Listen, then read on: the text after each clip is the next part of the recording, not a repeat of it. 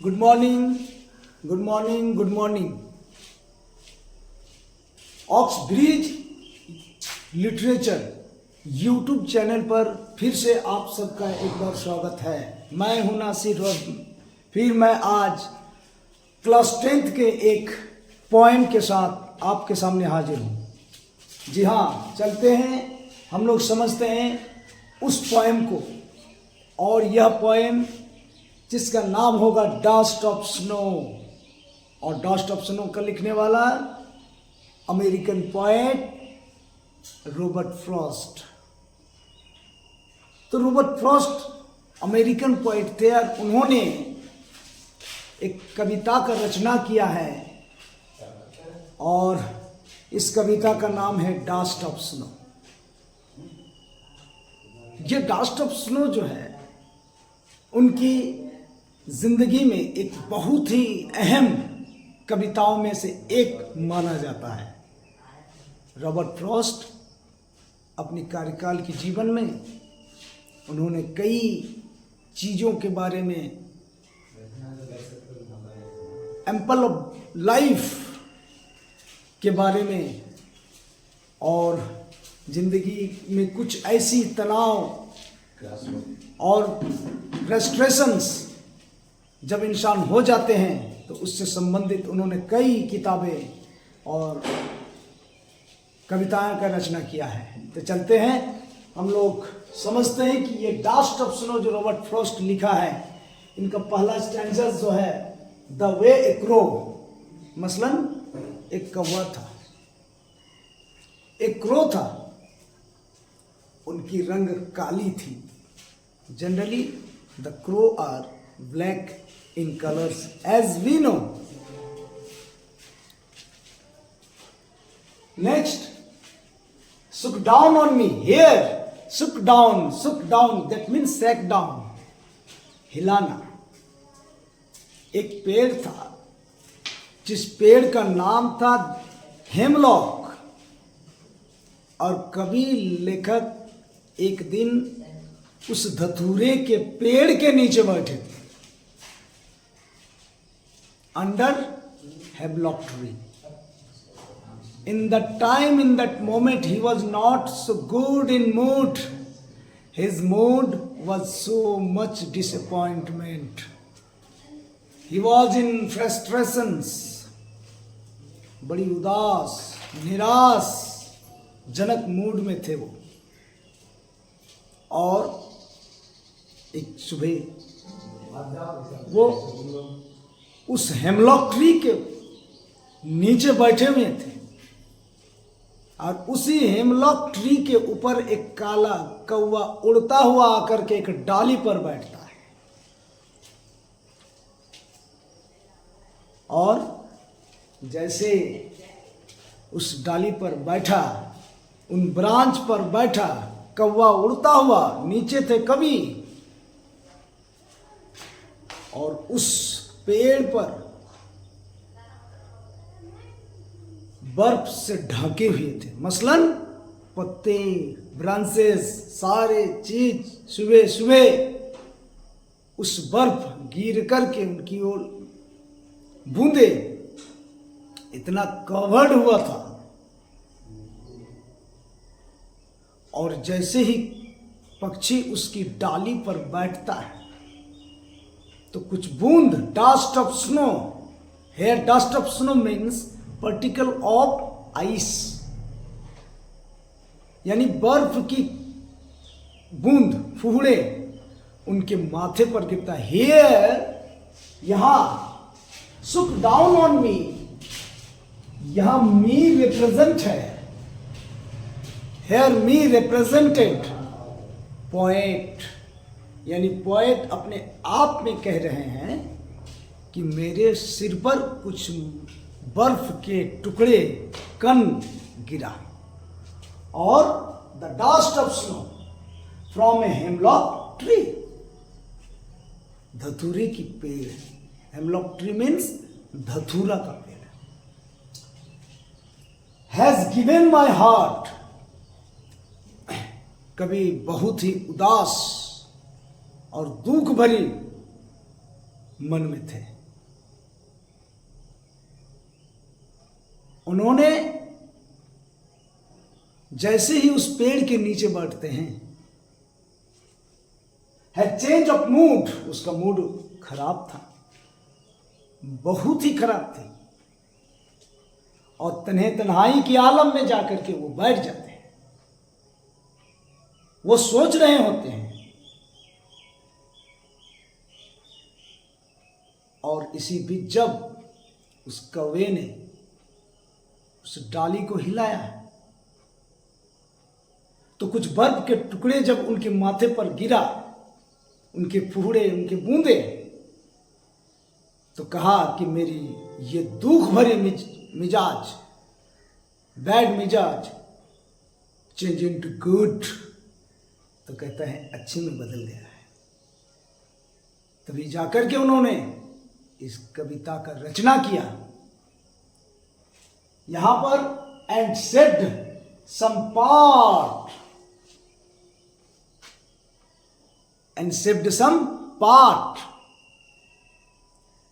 कौंची का हिस्सा उन्होंने बचा लिया। Saved some part of a day I had rued, यानी दिन भर में उनकी आधे हिस्सा जो बर्बाद हो चुका था, अब इतनी खुशी हो गई कि कहता नहीं, अब जो बचा हुआ दिन है मैं इसे अच्छे कर्म में लगा दूंगा। यानी आधा दिन जब उसका दुख में गुजर गया, फ्रस्ट्रेशन में गुजर गए, निराशजनक परिस्थिति से गुजर गया, तो कहा कि नहीं, अब मैं ठीक हूं, अब अच्छा लग रहा है। Now he is feeling well, refreshment feeling में तब्दील हो जाता है, बदल जाता है। तो वो कहा कि अब बची हुई दिन जो अब हमारे पास है, अब हम इसे अच्छे कर्मों में लगाएंगे। मसलन जब लेखक, बहुत सारे इंसान हमारे इस जिंदगी में है, और वे जो अपना जिंदगी को बसर करते हैं, जीते हैं,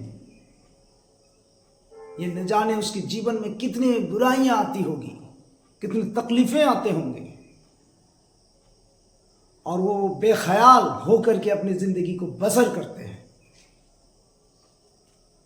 लेकिन कभी उसकी उम्र जब अधेड़ में पहुंचते हैं तो उसको कि रियलाइजेशन आता है। इनर कंसाइंस उसका अलाउ नहीं करता है। His inner conscience are not allowing him to do any bad activities. Same here as the cases compared. Robert Frost, उनके जीवन की आधा हिस्सा ही ऐसे ही गुजरा था, मगर उनकी जब रियलाइजेशन हुआ कि नहीं, अब हम अच्छे राह में चलेंगे, तो उन्होंने यही जो बर्फ के टुकड़े हैं, इनको एक अच्छे सुझाव के साथ तुलना कर देते हैं। किसी ने उन्हें सुझाव दिए थे, वही सुझाव उसके लिए ये बर्फ के ठंडे के टुकड़े जैसे। तो इस तरह से लेखक इस डस्ट ऑफ स्नो को लिखते हैं कि उनकी मिजाज, उनकी मूड बहुत ही खराब था और वो किसी धतूरे के पेड़ के नीचे बैठा। और धतूरे का पेड़ का नाम और उन्होंने इसलिए लिया क्योंकि ये पॉइजन से रिलेटेड है। अब चलते हैं इसकी पूरी सारांश को। द वे ए क्रो, मसलन एक बार फिर से मैं इसको हिंदी अनुवाद करता हूं कि लेखक रॉबर्ट फ्रॉस्ट, एक दिन उनकी दिमाग, उनकी मूड, उनके मिजाज बहुत ही खराब थे और वो अहले सुबह मॉर्निंग पे एक धतूरे के पेड़ के नीचे बैठ जाते हैं और धतूरे के पेड़ के नीचे बैठे वे गमगीन मूड पर, उदासीन मूड पर वो सोच रहे होते हैं। अचानक एक कौवे आते हैं और उस धतूरे के पेड़ के डाली पर बैठ जाता है और जैसे वो बैठते हैं तो डालियां हिलती हैं। सुक डाउन ऑन मी, और उस डाली पर जितने भी बर्फ था लगभग कौवे बैठने से हिलता है और उस डाल से उसके सिर पर कुछ बर्फ के टुकड़े गिरते हैं और अचानक वो फीलिंग्स करता है, रिफ्रेशमेंट फीलिंग्स, और कहता है कि वाह, और उसके दुख भरी मिजाज वो ठंडे हो जाते हैं और वो बदल जाता है। इसी तरीके से जो उनकी हार्ट को बदल दिया, उनकी मूड को बदल दिया और कहा कि अब मेरा जो बचा हुआ दिन है और मैंने जो बर्बाद कर दिया दिन, अब हम इसे बर्बाद होने से बचा लेंगे, रिफ्रेशमेंट कर लेंगे। ये कवि अपनी इस कविता के माध्यम से यही बताने की कोशिश कर रहे हैं कि जब इंसान की आधी उम्र किसी दूसरे अननेसेसरीली वर्क करते हुए अपनी जिंदगी की आधा हिस्सा को बर्बाद कर देते हैं, तबाह कर देते हैं, और जब उनकी कंसस जगता है, रियलाइजेशन होता है, उसको अनुभव होता है, उसको फीलिंग्स होता है कि नहीं, हमने अपनी उम्र की आधा हिस्सा को अननेसेसरीली अनावश्यक काम करते हुए खत्म कर दिया है, अब हम इसे अच्छे कर्मों में लगाएंगे। इसी को कहने के लिए लेखक हेमलॉक ट्री का इस्तेमाल किए हैं, क्योंकि हेमलॉक ट्री का पेड़ जो होता है ये पॉइजन से रिलेटेड से और किसी बीमारियों को दूर करते हैं। वो दूसरी और भी ले सकते थे, जैसे एम्पल हुआ, मैपल हुआ, ओक ट्री हुआ, इन सारी चीज़ों का उन्होंने जिक्र नहीं किया, हालांकि ये सब भी विषयुक्त पेड़ माने जाते हैं। उन्होंने हेमलॉक ट्री का उदाहरण लेते हुए हमें और आपको समझाने की कोशिश की और कहा कि बचा हुआ दिन जो उसके पास है, अभी उसके पास जो उम्र है, इन्हें वो अच्छे कर्म में लगाएंगे। इसीलिए उन्होंने ये डस्ट ऑफ स्नो का टाइटल दे करके हमें और आपको इस बात को समझाने की कोशिश की कि अगर इंसान की ज़िंदगी भी अगर आधा हिस्सा वो फ्रस्ट्रेशन हो जाए, बर्बाद हो जाए, और जो चीज़ भी दिन बची हुई उनके पास है, ये वो अपने आप में उसे सुरक्षित कर सकते हैं अगर वो चाहे तो आशा करते हैं कि आपको ये कविता पसंद आया होगा। अब मैं सिर्फ यहाँ ख़त्म नहीं करता हूँ, इसमें कुछ चीज़ें हम आपको एक झलक दिखाना चाहते हैं। उसमें एग्ज़ाम में कभी कभार ये पूछता है कि इसमें राइमिंग स्कीम क्या है। कविता में राइमिंग स्कीम भी पूछा जाएगा एग्जाम में, और ये राइमिंग स्कीम कविता में पाई जाती है। इसको भी बच्चे के लिए समझना अति आवश्यक है, बहुत जरूरी है। इसलिए चलते हैं, इसमें राइमिंग स्कीम क्या है एग्जाम में पूछता है, कई बार पूछा है इसी कविता से संबंधित या दूसरे कविताओं से संबंधित कि राइमिंग स्कीम क्या है, उसका पैटर्न क्या है। हालांकि इसके लिए अलग से वीडियो बना के लाएंगे, लेकिन अभी हम इस जो दो स्टेंजाज आप देख रहे हैं, एक एक स्टेंजा में 4-4 लाइन है, इसमें राइमिंग स्कीम को हम लोग समझ लेते हैं। राइमिंग स्कीम क्या है? तो राइमिंग स्कीम का अर्थ होता है कि जितने भी लाइन होंगे उसका हर एक लाइन का अंतिम word, the last of each line, if it gives same sound, तो इसे राइम कहलाएगा, इसे लय कहलाएगा। इसको हम लिख करके उदाहरण के साथ समझता है। इसको डिनोट जो किया जाता है, it is denoted by a letter ABCD। अब इसको हम ABC से डिनोट करते हैं। हर एक लाइन का आखिरी शब्दों का साउंड अगर एक दूसरे से मेल हो जाए, राइम कहलाता है। राइम को जैसे हम आप लोग कई इससे समझ सकते हैं गाना में देखे होंगे कि कई गाना पहला लाइन उसका सेम है, दूसरा लाइन भी सेम है, जैसे डम डम डिगा डिगा मौसम भीगा भीगा डिगा डिगा भीगा भीगा, ये मेल हो रहा है। तो चलिए यहां पर क्रो, ये क्रो क्या दे रहा है, इसको हम डिनोट करेंगे ए से। सुक डाउन ऑन मी, तो क्रो और मी ये मैचिंग नहीं है, there is no matches in their sound. इसकी साउंड में ये first line at the last word the way a crow, कौवे, और सुक डाउन ऑन मी, तो क्रो और मी दोनों अंतिम अक्षर होगा, और दोनों अंतिम अक्षर की जो साउंड है दैट डजंट मैच, जो मैच नहीं करते हैं। अगला द डस्ट ऑफ स्नो, अब चलते हैं द स्नो ऑन द सुक डाउन ऑन मी, तो ये मैच नहीं कर रहा, इसलिए इसको हम डिनोट करेंगे B. The dust of snow, crow snow, that is matching, so once again हम क्या लेंगे इसको ए।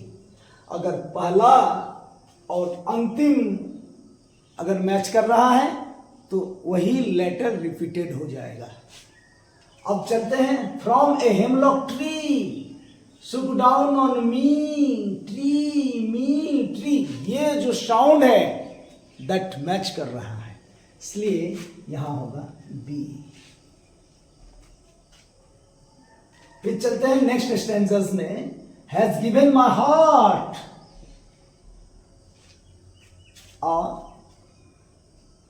ए चेंज ऑफ मूड, हार्ट और मूड में दैट इज नॉट मैचिंग, इसलिए इसको हम करेंगे B. And saved some part, heart and part that is match, that is why are. Of a day I had rued, mood and rued, तो यदि mood B है तो rued भी B होगा। आशा करते हैं कि आपको राइमिंग स्कीम भी समझ में आया होगा। तो A B, the first line A B और ए बी, यही है राइमिंग स्कीम। और ये एग्जाम में पूछता है कि what is the rhyming scheme of the poem dust of snow in first 4 lines, पहला 4 लाइन का राइमिंग स्कीम क्या होगा, तो आप आंसर लिखेंगे द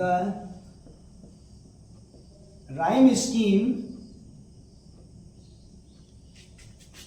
इज ए बी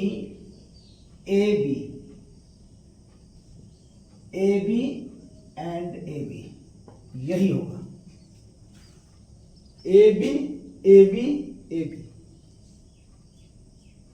तो आशा करते हैं कि आपको इसकी समरी भी समझ में आया होगा और इसकी पैटर्न राइमिंग स्कीम भी समझ में आया होगा। अब मैं फिर से आपसे मिलूंगा अगले वीडियो में इसकी एमसीक्यू को लेकर के, इसकी क्वेश्चन आंसर को लेकर के।